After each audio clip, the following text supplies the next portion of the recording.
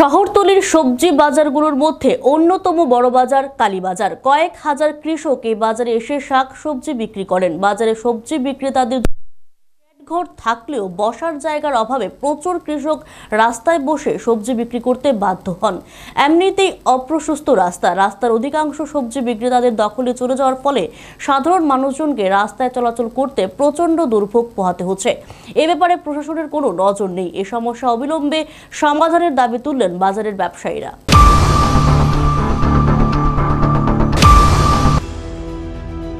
বামুটিয়া বিধানসভা কেন্দ্র, মোহনপুর বিধানসভা কেন্দ্র, বরজলা বিধানসভা, খয়েরপুর বিধানসভা থেকে শুরু করে সারা ত্রিপুরার অনেক জায়গা থেকে সবজি বিক্রেতারা কালীবাজারে বিভিন্ন ধরনের সবজি বিক্রি করতে প্রতিদিন ভিড় জমান।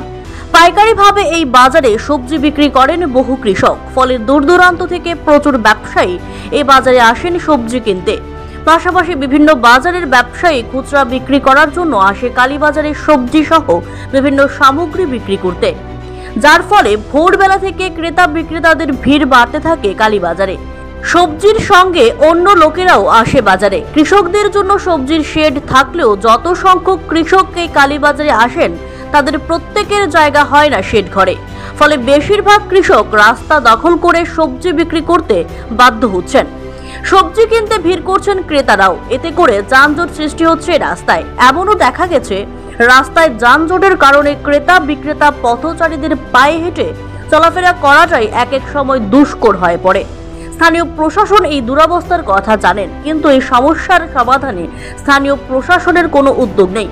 শাসক দলীয় নেতৃত্বদের এই সমস্যার কথা জানিয়েও কোনো কাজ হচ্ছে না।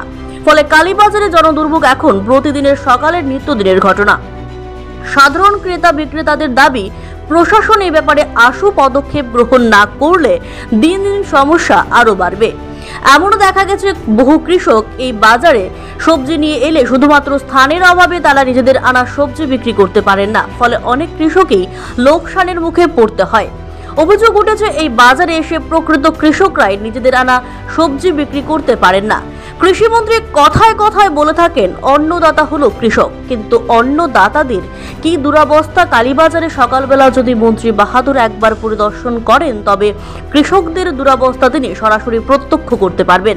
স্থানীয় ব্যবসায়ী এবং এলাকার লোকজনদের দাবি, এই অবস্থার পরিবর্তনের জন্য মন্ত্রীকেই দায়িত্ব নিতে হবে। বাজারের পরিসর বাড়ানোর পাশাপাশি সবজি বিক্রেতাদের জন্য নতুন শেড ঘর বানানোর প্রয়োজন রয়েছে বলে মনে করছেন এলাকার সচেতন নাগরিকরা। প্রায় 3 থেকে 4 হাজার কৃষক আছে এই কালীবাজার বামুটিয়া পুরা মিলাইয়া।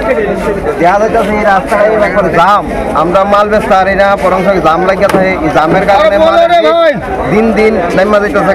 কৃষকরা একদম বিনা পয়সাতে মাল বেচা অনেক সময় জাম লাগে এই জামের কারণে। একটা এই কারণ রয়েছে মেনেছি জামের কারণে পাইকারে মাল জমায়া সুবিধা করে কৃষক যারা আছে সবে মাইর খা। একটা মাত্র কারণ এই জামটা যদি কিছু করে সরকারে, রাস্তাটা যদি করে খুবই আমরা কিছু উপকৃত কৃষকরা। যারা বসার কি সঠিক জায়গা নাই কৃষকরা? বসার জায়গা বলতে ভিতরে আছে একটা জায়গা আছে, কিন্তু ওইটার ভিতরে তো মানে পাইকাররা মাল রাখে। আর বিভিন্ন কারণ আছে, এটা কয়া লাভ নেই। সব দিক দিয়ে কৃষকের অসুবিধা হইতেছে। সব দিক দিয়ে জায়গা আছে। তুমি সরকারের কাছে কি দাবি করতেছো? সব ইচ্ছা থাকলে বহুত কিছু করার থাকে। সরকারের কাছে তোমাদের কৃষকের দাবি কি? সরকারের কাছে আমরা দাবি ওই যে কৃষকরা এই রাস্তাটা মানে পাস করে দেয়, বা কৃষকরা লিগে আলাদা যাতে আইতে দেখতে পারে। এক কথা কৃষকরা সুন্দরভাবে মাল দেখতে দেখতে পারে বাড়িতে। এছাড়া কিছু। তোমার নাম? আমার নাম প্রদীপ। বাড়ি Durgabari. Bureau report, Asian Times.